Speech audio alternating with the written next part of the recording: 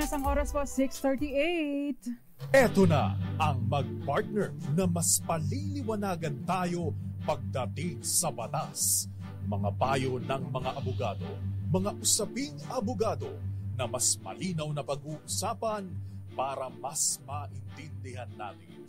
Kumpanyera ng Bayan, si Attorney Rina Seco at ang Panyera ng Bayan, si Attorney Cam Cheryl Adami Molina. Dos Kumpanieras sa DZRH Radio, DZRH TV at DZRH Online. Bago mo kasuhan, bago ka pumirma, bago ka makipagkasundo, makinig muna sa Dos Kumpanieras. Dos Kumpanieras. Magandang gabi, Pilipinas. Ito po ang programang Dos Kumpanieras. At kami po ang inyong nakakasama tonight, ang mga panyera ng bayan. Ako po si Attorney Rina Seco. Ako po si Attorney Cam Cheryl Adami Molina. Tuloy-tuloy sa pagbabalita. Tuloy-tuloy sa serbisyo. Sama-sama tayo, Pilipino. Dos Kumpanieras. Magandang gabi sa iyo, Panyera. Parang, tama ba? Meron bang mic si Attorney? Ayun. Nawawala-wala. Anyway, kumusta ka, Attorney Cam? Yan, napakainit nga ngayon. Grabe. Kaya ang payo natin sa ating mga tagapakinig, hydrate pa din. Kasi ang heat stroke po, hindi lang po ito para sa matatanda. May mga bata po na namamatay sa heat stroke, especially mga sanggol. So, ingat-ingat po. Ayan. Yes. Pero, Attorney Cam, meron tayong good news ngayon dahil magkakaroon po ng rollback sa presyo ng produktong petrolyo bukas, May 7. Sa anunsyo ng oil firms, may bawas na halos piso o 90 centavos kada litro ng diesel. May bawas naman na 75 centavos sa bawat litro ng gasolina at tapyas na 1 peso and 05 centavos sa kada litro ng kerosene. Ang pagbabago po sa presyo ng produktong petrolyo nakadepende sa paggalaw nito sa pandaigdigang merkado. Dos Kumpanieras. Magandang gabi po ulit sa inyong lahat. Maganda ang ating talakay. Medyo may pagkamarites, no? Kasi may kinalaman ito sa legal marites. Maaring matalakay natin yung usapin, no? At pwede po kayo magtanong doon sa kaso ng last week kasi lumabas ang kaso ng yung kidnapping case, no? Serious illegal detention, no? With demand for ransom, no? Laban kay Cedric Lee, Dennis Cornejo, and there are two others, no? At yun po, hinatulan sila ng reklosyon perpetua. So, ngayon, nakakulong po, I understand, 3 doon sa mga akusado ay nakakulong na. Si Dennis Cornejo ay nasa Correctional Institute for Women at hindi ko alam kung nasa Muntinlupa ba? Tama ba? I'm not so sure kung saan napunta, no, si Cedric Lee at merong isa pa na yung lalaki. Dos Kumpanieras. Flash Report. Flash Report! Bago po tayo magpatuloy, meron pong nasabat na ecstasy, halagang 85 million pesos dyan sa NAIA. Ang balita ihahatid sa atin RH27 Noche Kakas. Noche. Attorney Rina at Attorney Cam, tinatayang aabot sa 85 milyong halaga ng ecstasy tablet ang nasabat ng mga tauhan ng Bureau of Customs at PDEA dito sa Central Mail Exchange Center sa Domestic Road Lungsod ng Pasay. Ang naturang illegal drugs ay galing pa umano ng Netherlands.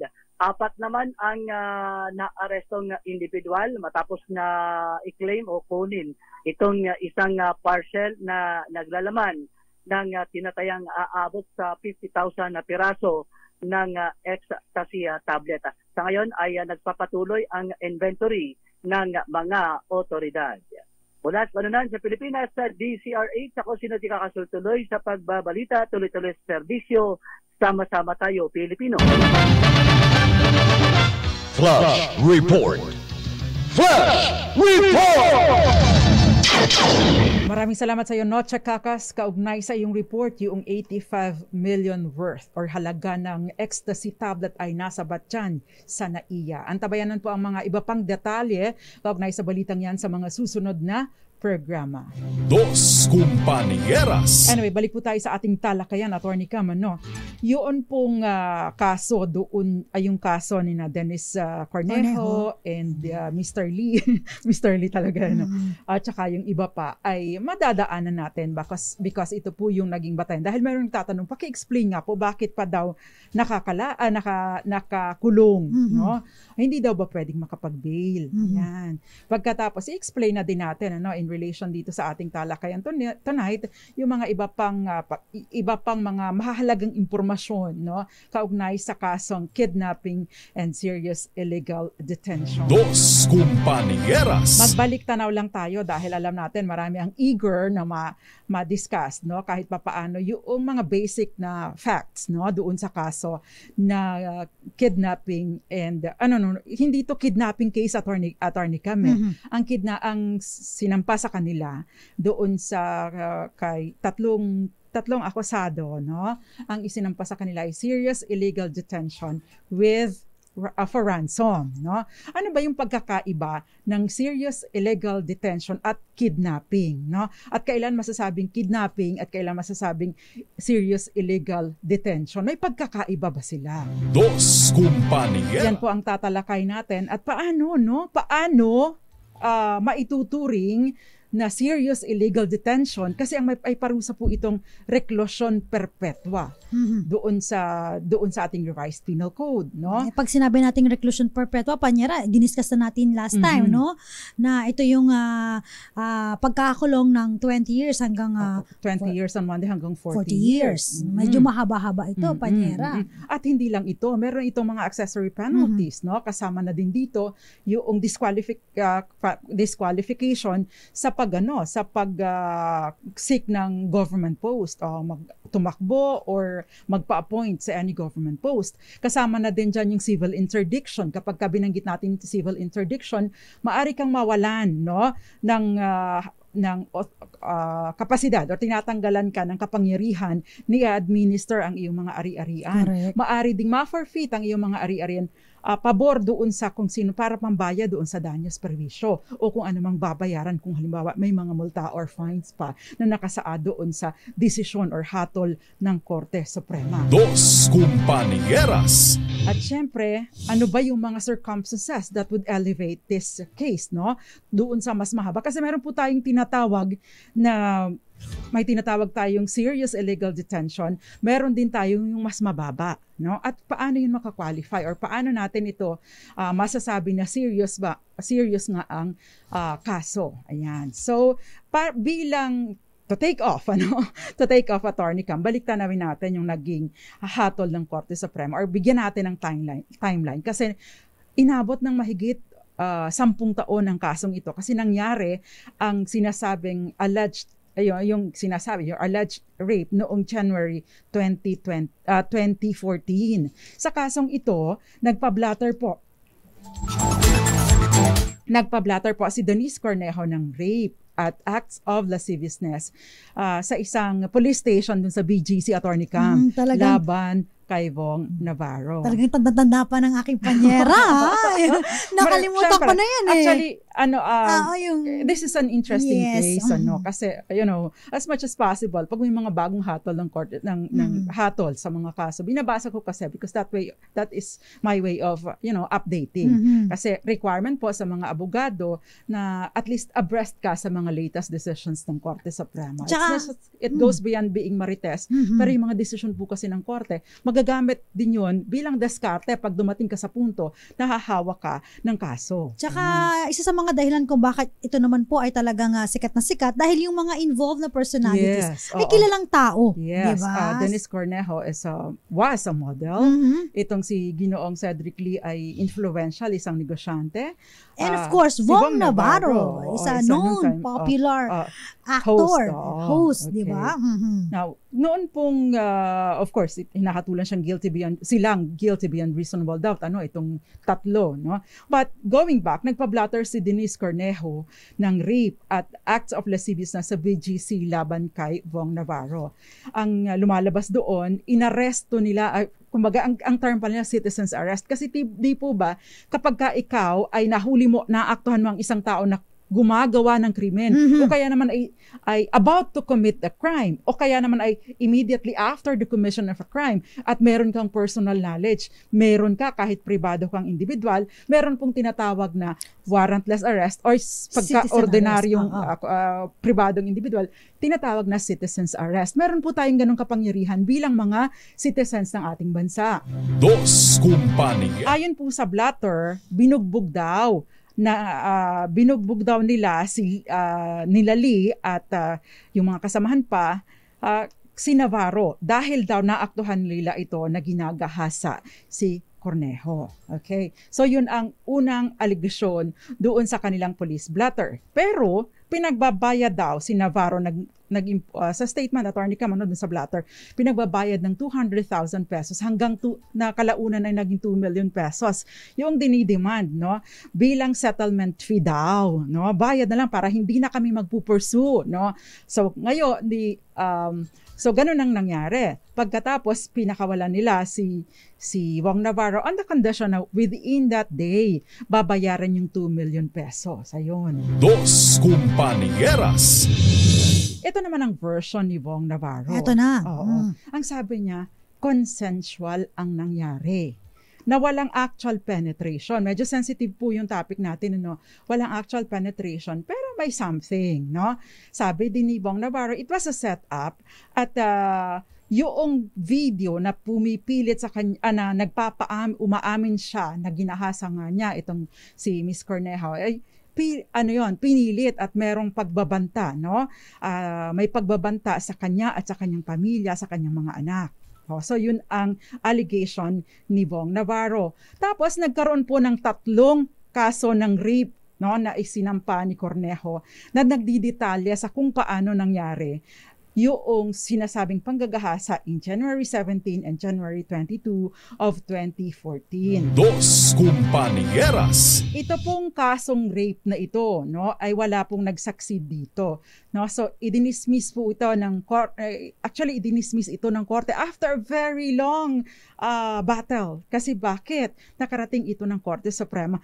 Take note po, yung nakarating sa Korte Suprema ay hindi hatol sa rape. Kundi yung usapin lamang kung dapat bang maisampa ang kaso sa korte. Probable cause. Kung meron bang probable cause. So, kung dapat bang maisampa ang kaso sa korte para sa mga kasong rape, no? So, idinismiss sa prosecutor's office pa lang, idinismiss ka agad ng prosecutor kasi napaka-glaring daw ng mga inconsistencies o mga iba-iba ang mga statements ni Denise Cornejo. Yun ang sinasabi. Dos Compañeras. Pero dumulog sa Court of Appeals, no? Dumulog po sa Court of Appeals itong si Denise Cornejo. So hindi nila tinanggap, no? Take note po, question lang, kung i-dismiss ba ang kaso o i-file, no? Sabi, binaliktad po ng Court of Appeals, no, ang naging resolution ng prosecutor's office. Sinabi niya, hindi nyo naman hindi ito, walang mas malinaw na pagdinig and therefore kailangan pang dinggin ito para malaman kung meron ng nangyaring rape o wala.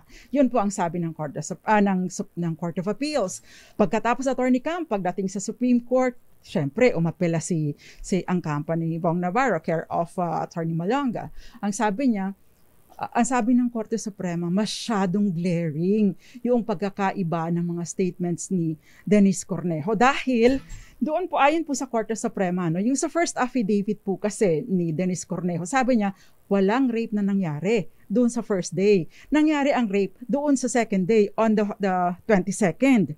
Doon sa pangalawang affidavit niya, sabi niya, sa first day nangyari yung rape, no? At wala na siyang binanggit tungkol sa second day because, maaring nagbago because may lumabas na CCTV, no? Kasi on the second day ay napakaigsi ng gap between sa pagdating ni Vong Navarro at yung mga kaibigan na Denise Cornejo na malabong mangyari yung panggagahasa in such a short period of time. Dos Compañeras. Pangalawa, kung halimbawang ni-rape ka na ng first day, bakit mo pa siya inimbitahan? Mapumunta pa rin sa bahay mo. So, tiningnan nyo ng Korte Suprema. Yung pangatlong affidavit, Attorney Cam, iba na naman ang version. Sabi niya, date rape daw ang nangyari dun sa first day. Tapos, attempted rape daw doon sa second day. Dos Compañeras. Sabi ng Supreme Court, masyadong malinaw na paiba-iba ang istorya ni Cornejo. Ayun. So, sinasabi din, kung papayagan natin ito, it would be like saying, pwedeng magpaiba-iba ng kwento, ng istorya para mag-swak doon sa kinakailangan kung halimbawa ay weak yung kaso na isinampa, which is pangit din naman. Dos Compañeras. At dahil po dito ay idinismiss na finally in 2022 yung kaso, tuloy yan ang na-dismiss yung kasong panggagahasa laban kay Bong Navarro. Dos Compañeras. Ayun, doon pumapasok yun kasi nagsampa din naman ng kaso si Bong Navarro for Attorney Cam. Ikaw na. Serious illegal detention. Yes, with ransom. Yes. No? Dahil nga daw po sa paghingi ng kapalit. Na 200,000 na umabot pa ng 2 million. Yes. At yan po ang tatalakayin natin tonight. Dos But Compañeras. before that, magandang gabi po muna sa ating mga tagapakinig. Maricor Angeles. Miss Maricor, thank you very much sa pasalubong. may padala siyang gift sa akin. Thank you so much. At syempre, Ma'am Grace Recta na Imbag, Rabii, Irene Almodovar, J. Season Fernandez, Chara Abraham, Nelia Licong, Maayong Gabi, Gael Enriquez, and syempre, nakauwi ka na ba Gael? And syempre, Eva Duques, Romel Cayabyab, Federico Bagisi, at Moon Beats. Attorney Cam, next. Si Roxanne Costo, maraming salamat po. Ayan, meron ding regalo for us. Thank you so Si much. Miss Roxanne din. Thank you. Para mali ako ng banggit. Oo nga, parang Miss si Roxanne, Roxanne thank you Costo. very Yeah, much. Ayan, ganun din po, maraming salamat po sa mga nanonood sa atin. Eva Duques, nabanggit mo na ba yung Panyera? Oo. Ayan, puntahan ko lang yung mga nanonood sa atin sa DZRH News. Ganun din po yung mga nakatutok sina Miss Annabel Cervantes. Happy 85th anniversary na po. Thank you so much sa may Kawayan Bulacan, Rizaldi Lorenzo, Modesta Pantelion, Alfredo Ordina, Nato Nakase. Ganun din po kay Marlene Copino, and Raul Leida. Yes, Victorino Duran, Violeta Montecalvo Zambrano, Tita Ami Miraflor Garcia, RHEA, at syempre si Mami Belen Rivera Sandy Tomol, at maraming iba pa. Si Pancho Sabordo Jr. and Sigpi, ganyan si Daddy Ruel Resio, Raymond Dosa, Pia Valins, at Marco, magandang gabi po sa inyo. At magbabalik pa po ang programang Dos Compañeras. Ilan po muna mga paalala. Nakakasama pa rin po ninyo mga panyera ng bayan. Ako pa si Attorney Rina Seco. Ako naman po si Attorney Cam. Dito lang po sa Dos Dos Compañeras. Panieras. Punto, alas 7 ng gabi. Nagbabalik po ang programang Dos Compañeras. Kasama pa rin po ang mga panyera ng bayan. Ako pa si Attorney Rina Seco. Ako naman po si Attorney Cam. At tinatalakaw po natin ano ang tungkol sa kidnapping and serious illegal detention. At syempre, Attorney Cam, may kapatid ang serious illegal detention. Ito Yung ang slight illegal detention. detention. Pero kailan nga ba maituturing na nagkaroon ng... Pag-ibahin muna natin, no? Ano ba ang pinagkaiba ng kidnapping at illegal detention, Attorney Cam? No? Sige, Panyera. Ang kidnapping po, mayroong forcible taking. Ibig sabihin, hinablot ka, tinangay ka, no? Tapos saka ka tinago. Yung illegal detention, walang taking, hindi ka kinuha, pero maaring kinulong ka lang. No? Kaya po ang naging kaso ni Bong Navarro laban doon sa kanyang mga inakusahan o mga kinasuhan ay serious illegal detention. Kasi siya naman ang kusang pumunta doon eh. Hindi naman siya kinaladkad, hindi siya perasahang pumunta doon sa bahay o sa condo unit ni Denise Cornejo. That is the difference between kidnapping and serious illegal detention. Pag kidnapping, again, dinukot ka, no? Walang pahintulot o labag sa iyong kalooban, ay sinama ka, not release, ano bang tawag doon? Kinuha ka, no? Dinukot ka, dinala ka sa kung saan man. Yung illegal detention, nandun ka na, ikaw mismo pumunta doon, pero hindi ka pinalabas. Yun. So parang na-deprive lang yung liberty mo. Na-deprive yung liberty mo. Oo. Dos Compañeras. Ano naman pag sinabing arbitrary detention, no, Attorney Cam? Kapag sinabing arbitrary detention, yung public officer naman ang may kagagawan. So ang pinagkaiba lang nila ay as to sino ang may kagagawan or sino ang gumawa nito sa'yo. Ayan. Sana hindi ikaw. Halimbawa, arbitrary detention, yung mga police, no? Yes. Yan. Oo. Mga men in uniform. Oo. Yan. At hinuli ka na hindi ka pinalabas ng walang reason o na walang legal na basis, no? So, yun ang pagkakaiba po nilang tatlo. Dos Compañeros. Pero kailan nga ba, no? Sinasabi kasi Attorney Cam na ang penalty ay reclusion perpetua to death sa kidnapping and serious illegal detention. Pero again, Attorney Cam, turo mo nga sa atin kung bakit wala ng death penalty ngayon. Dahil syempre ito po ay suspended na. Actually, hindi naman po talaga nawala siya. Oo. Hindi lang ini-impose. Hindi lang ini-impose dahil ito po ay parang sinuspend muna. Or moratorium. Wala muna yan. Wala munang paghahatol. At ang pinakamataas na parusa muna ay either life imprisonment or reclusion perpetua. So, kailan ba maaaring reclusion perpetua, yung pinakamataas ang hatol dito sa kasong ito, Attorney Cam? Siyempre, unang-una kapag halimbawa yung kidnapping po or yung detention, tumagal po hanggang 5 araw. Actually, doon sa ating amendment, declaration ng heinous crimes, no, ay nilagay lang siya hanggang 3 araw. 3 days, Lumagpas ng 3 araw, papasok na siya doon sa kidnapping and serious illegal detention. So, mas pinaiksi na hindi kailangang umabot ng 5 araw. But of course, kadalasan naman lumalagpas ng 5 araw or mahigit pa. Yung iba nga, di ba? Yung beauty queen, di ba? Saan na ba yun? Sino diba? beauty queen yan? Yung beauty queen dun sa Batangas, di ba? Hanggang ngayon, hindi pa nakikita yung beauty queen, di ba? Hindi pa ba? Hindi pa. Dos Compañeras. Yun pa ay makikita sa 7659 o yung declaring mga heinous crimes. Ano ba yung mga heinous crimes, Attorney Cam? Ayan yung murder, may rape, mga destructive arson, yan. Yung may related sa drugs, yung mga pangmalakihan, bultu-bultuhan. Yan. Tsaka yung mga krimen na karumal-dumal. Yung mga karumal-dumal na krimen, tama ka. Tapos halimbawa, maari rin, no, bagamat at hindi lumagpas ng 3 araw, kahit ilang oras lang, kung halimbawa yung nag-detain sa'yo, no, ay public person in, ang tawag no, not really, simulating or gumagaya, nagpapanggap na siya ay may public authority. Yes. Ayan. So, halimbawa, siya ay nagpanggap na isang pulis. Oo, kasi yung iba, di ba, kunyari, man in uniform, o kaya nakasundalo. Sabi, taga-NBI. Taga-NBI ako, kasi hindi naman nag-uniform ang mga taga-NBI, di ba? Kasi pag may mga ganyang eksena, halimbawa, kinuha ka, pag mga men in uniform, ang automatic reaction ng mga tao, isasama ka talaga. Diba? Hindi ka magre-resist kasi syempre. Baka barilin ka. Although hindi naman nila yung basta-basta gagawin. Correct. Kaya lang may mga bali-balita before na pinalaban. Diba? At saka, Attorney Cam, next would be yung kapag merong serious physical injuries. O may namatay, o binugbog, o ginahasa, o kaya naman ay merong mga, anong tawag, threats, o pananakot, napapatayin ka. Pagbabanta, napapatayin ka.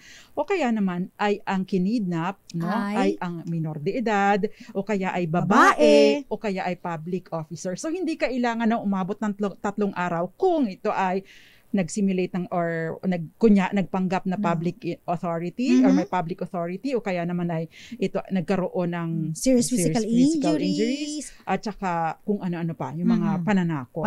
Pero automatic po yung kidnapping or detention, automatic na pinakamabigat or pinakamataas ang i-impose kung yun pong may hiningi pong kapalit para sa kalayaan ng biktima o yung taong i-detain. Dos Compañeras. Ito na po yung sinasabi natin na ransom. Oo, pero ang ransom hindi necessarily pera, ha? Yan. Pwede ding halimbawa, pwede ding pirmahan mo itong dokumentong ito, no? I-release lang kita kung pinirmahan mo na itong dokumentong ito. O kaya naman, halimbawa, Attorney Cam, kunyari lang. Sige. Halimbawa, si judge, no, kinidnap niya yung kung sinong kamag-anak, no, para lang pag hindi mo binigyan ng paborableng desisyon or paborableng hatol sa akin itong or sa kamag-anak ko itong kasong ito, papatayin ko yung anak mo. Ganon. So kumbaga may konsiderasyon at necessarily pera, may kapalit. Oo, ayun. Dos Compañeras. Ngayon, mas mababa kung slight illegal detention. So, yung hindi po nabanggit yung mga, kumbaga, below 3, anong bagang tawag doon? Hindi attendant yung mga binanggit natin kanina, pumapasok po doon sa slight illegal detention. Dos Compañeras. So, ayan, Attorney Cam. Yung mga nagme-message po sa atin, hanggang ngayon, ano naman masasabi niyo sa mga sa attorney ni Denise, mga ganyan. Hindi ko na alam kung sinong attorney nila Kasi ang alam ko, si Ferdy Topacio. No? Yes. Noon. Pero di ba nag-resign or nag-withdraw siya ng kanyang appearance as counsel last year ba o noong 2022, noong natalo sa rape. Diba? Yun, nung na-dismiss ang kasong rape. Dos Compañeras. Pero bakit nga ba hanggang ngayon, attorney, yun bang mga kasong ito ay bailable? Generally po kasi, ang mga kaso ay bailable unless, yun pong kaso ay punishable by the highest penalty, Ibig sabihin yung may pinakamataas na hatol, yun po ay hindi siya, kumbaga discretionary na lang sa huwes at ang evidence of guilt is strong. Ngayon, kung halimbawa po sa kaso po ng mga Cornejo et al, bakit nga ba sila ay nakakulong pa hanggang sa ngayon? Hindi na ba sila pwedeng mag-bail? Kasi mahirap po kasing mag-bail, 'di ba? Unang-unang capital na ito, 'di ba? Pinakamataas reclusion perpetua. Pangalawa, meron na po kasing desisyon ng may findings ng guilty beyond reasonable doubt. So, parang awkward na sasabihin mong hindi matibay yung evidence of guilt kasi meron ng conviction. So ngayon, ang mangyayari po dyan, discretionary na lamang po doon sa Court of Appeals kasi for sure, iaakyat nila ito sa Court of Appeals para i-apela yung naging hatol ng korte. Ito, again, ito po ay magiging discretionary na lang. Ano sa Tagalog discretionary? Nakadepende sa ano ba yung discretion, attorney ka? Nakadepende na po ito sa huwes sa pagpapasya ng justice kasi justice na ang tawag sa Court of Appeals, di ba? Dos Compañeras. Sa mga nagtatanong po na final na po ba ito? Ito na po ba yung the end nung storya nila Cedric Lee, Denise Cornejo at Vong Navarro? Ang sagot po ay kung hanggat inaapila po ito, hindi pa po ito wala pang final. Yes, hindi pa po unless final. Korte Suprema po ang nagdesisyon na, yun na po talaga yung final. Yes. Pero again po, kapag halimbawa po kasi yung mga ganitong kaso, yung mga criminal case, ang mga korte po, like sa CA, tsaka Supreme Court, hindi po sila trier of facts. Yes. So, trier of error po tinitingnan sila. lang nila kung meron bang pagkakamali sa appreciation at sa appreciation ng lower court o kaya ay may pagkakamali sa ine-apply na batas. So, hindi po magkakaroon po rin another hearing na naman na may witness ulit. Usually dyan may mga assignment of errors. Okay, yun. Dos Compañeras. Now, ang tanong, ano ba yung next question? Ay, by the way, Attorney Cam, naalala mo ba ang Hubert Webb case? Oo nga. At ang Paco Larrañaga case, mga Chong sisters. Sino nakakaalala? Taas ang kamay. Si Kasi Hubert Webb, diba? Nahatulan siya ang haba ng itinakbong ng kaso. Yes, pero college ako noon, Attorney Cam. Nasa UST ako noon nung lumabas itong kaso ni na Hubert Webb. At sino nga ba yung naging biktima doon? I forgot na yung mga exact na details.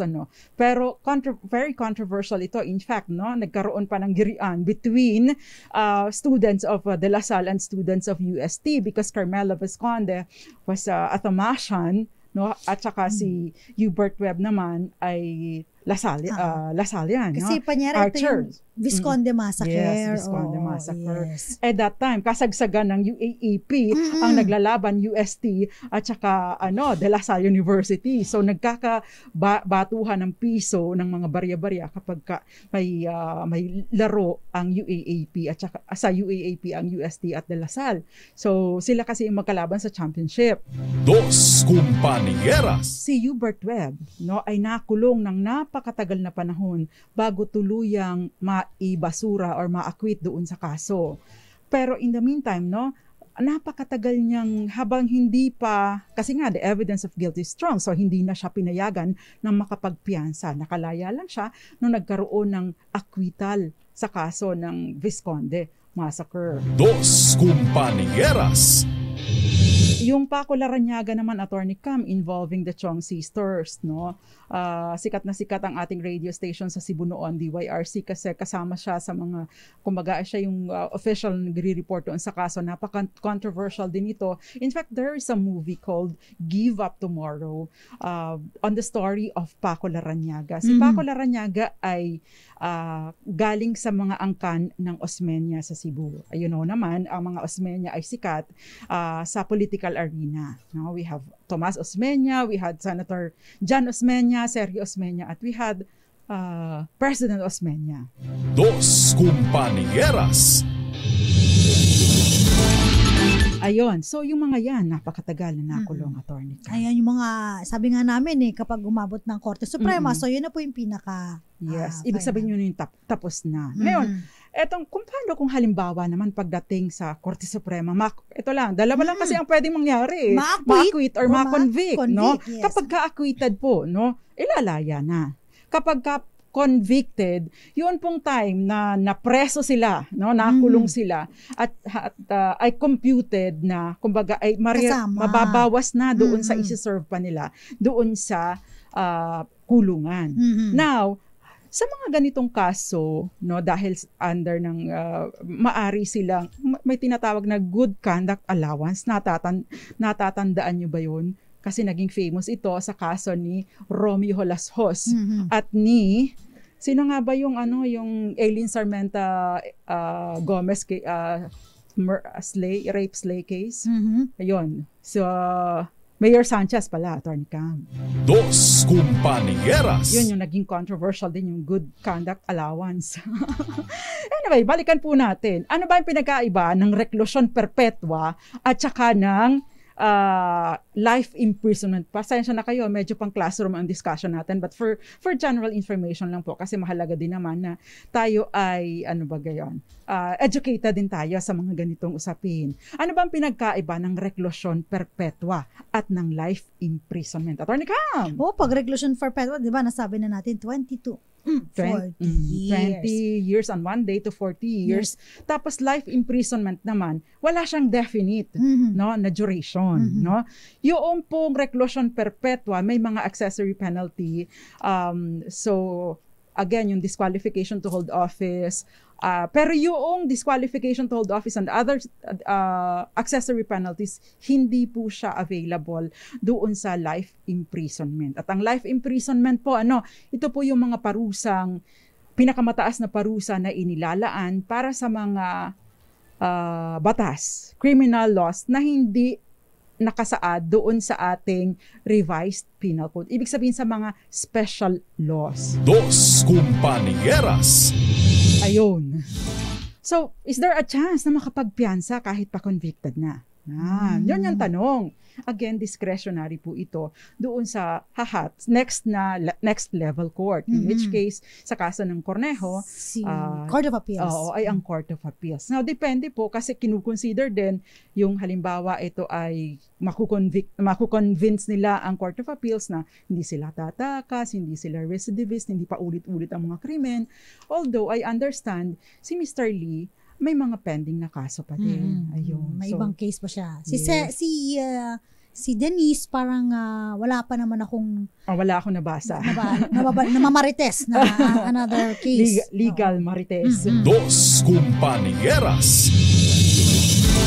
sabi, yun pong nangyari sa gumawa ng kay Bong Navarro, dapat po ito maging leksyon na wag gagawa-gawa at magtatagpi-takbi ng kwento para sirain ng isang tao para kasuhan at pagbintangan. Tama din naman. Kasi kung ikaw ay nag-perjure, nagawa-gawa ka ng kwento, nagsalaysay, sinumpa ang salaysay, at yung sinumpa ang salaysay mo, mapatunayan na gawa-gawa, no? Pwede kang makonvict, makasuhan at makonvict sa kasong perjury. Criminal pa rin po ito. Dos Compañeras. So, makikita rin Panyera kasi sa inyong affidavit kung kayo ba ay consistent ka o hindi. Ayan. Walang problema sa affidavit eh. Ang problema pagdating sa cross-examination. Correct. Ayan. Di ba? No? Yung mga yung nasabi mo, iba dun sa binubuka ng bibig mo. So, ano na yun? Yes. Inconsistency na yun. Kasi nga po, no, kapag kaganyan, matinik ang mga abogado sa cross-examination. Doon po hahanap, no? Doon po hahanap ng butas yung depensa. Oo. Dos Compañeras. Bakit daw hindi nag-appeal sa kampo ni Denise sa rape case? Yan, yun yung tanong. Ay kasi, meron pong tinatawag na double jeopardy. Yan, Attorney Cam, double jeopardy. Pag double jeopardy po kasi, for example, ito po ay na-try na, no, ng isang beses at nagkaroon na po ng hatol, ay hindi na po pwedeng isampa muli ang kasong isinampa. Yun. Kasi po, ito po ay available doon sa depensa o doon sa inakusahan. Yes. No? Bakit? No?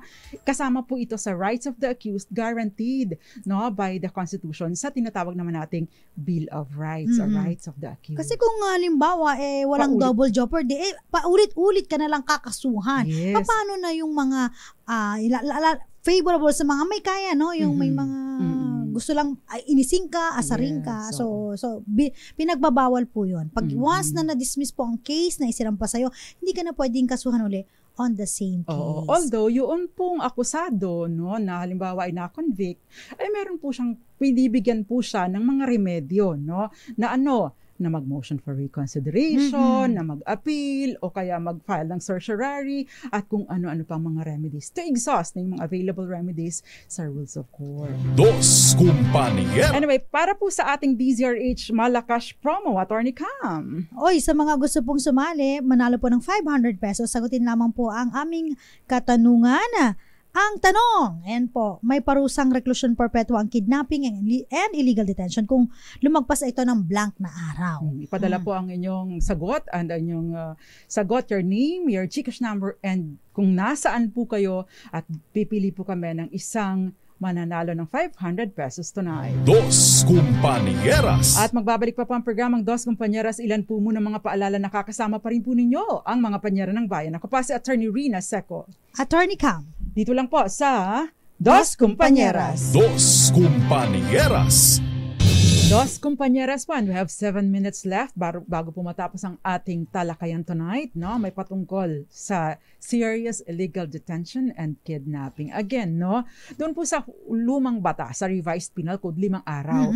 Pero doon sa RA 7659, if I'm not mistaken, doon sa number na yon, yung nagdedeklara ng mga heinous crimes, 3 araw lamang po. Lagpas ng 3 araw, yun po yung imposable na, yung pinakamataas na parusa. No? Yung pinakamataas na parusa doon, yung reklusyon perpetua. Wala na po muna tayong death ngayon. Kumbaga suspended po or may moratorium po sa imposition ng death penalty dito sa atin. Dos Compañeras. Before we proceed, Attorney Cam, magandang gabi po muna. Oy, late watching? Sino yung late? Oo, magandang gabi. To the late Kenneth Arevalo, Kel Badua, at syempre magandang gabi din sa iyo, Odette Oxales, Jerisa May Vargas, si Victorino Duran, Jason Abalos, Josefina Pajardo, and Maricor Angeles. Cheryl Molina is watching with you. Yes. Ayun. Thank you very much, Miss Roxanne Costo. Attorney Cam, ikaw dun sa ibang mga natin. Yung mga listeners po natin, tsaka watcher natin, yung mga nanonood po sa ating DZRH News Television. Magandang gabi po. Nakatutok rin sa atin, of course, sina Henry Dolohan, dyan po sa may Botolan, Zambales. Jerry Sumagaysay, magandang gabi po. po. Ayan, Bong Lopez Jr. nanonood. Nakikinig sa May Manukan, Zamboanga Norte. Mabuhay po kayo. At ganoon din po kay Sir Leo Bunggaling. Ayan, maraming salamat po sa pagtuto. Yes, at mga taga Benavista, Marinduque, magandang gabi po sa inyo. Dos Compañeras. Ang ganda ng question ni Enrique Alcantara. Go ahead. Sabi niya, pwede po ba kapag pinatawad ni Vong Navarro si Denise ay makalaya siya? And the answer is no. Ayan. Kasi bakit mo pinaabot? Di ba? Kung alam mo Kung meron ng hatol. Diba? Binagod-pagod niyo ang korte. Pwede naman patawarin ni Bong. Pero hindi po yun ang rason para siya ay makalaya. Yan. Ito po, attorney, ibig ba sabihin magaling si attorney ni Bong kaysa kay attorney Topacio? Salamat po, may hustisya pa pala sa Pilipinas. Pero sabi ng mga na-convict, mag-a-appeal sila. Baka makalabas pa yan. Well, sabi nga ni Aramina, we can never tell. We can never tell. No, depende po yan sa appreciation. No? Not the facts, kundi yung mga naging, pagdinig, naging proseso sa lower court. Dos Compañeras. Okay, kanina pala binanggit natin yung question ni Carol, yung bakit hindi nag-appeal ang kampo ni Denise sa rape case. Kasi nga again, umiiral na po ang double jeopardy. Ibig sabihin po, yung paulit, hindi kasi pwedeng usigin ng isang tao ng higit pa sa isang beses sa isang krimen lamang, di ba?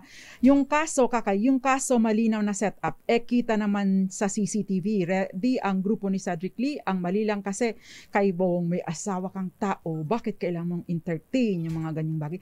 Actually, parang lumalabas Attorney Cam na doon ay he wasn't married yet. He had a girlfriend.